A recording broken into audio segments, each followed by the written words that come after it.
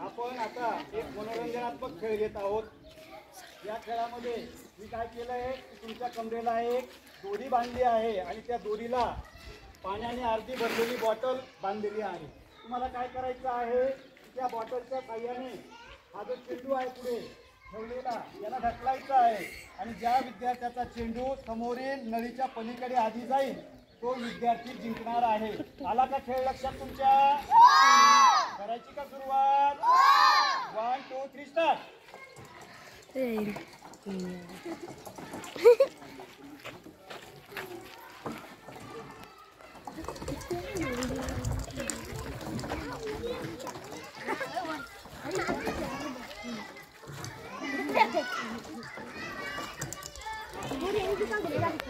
मी वाकू दे, waka काही करा, फक्त पायाने ढकलायचा नाही।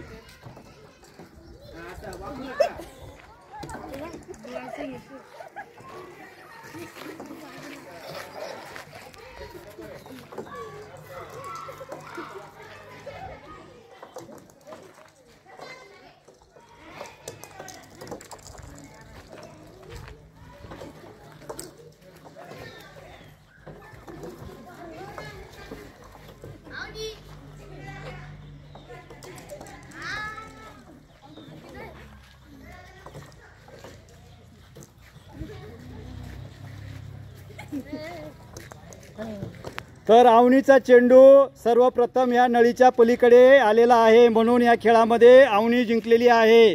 Clap for Avni.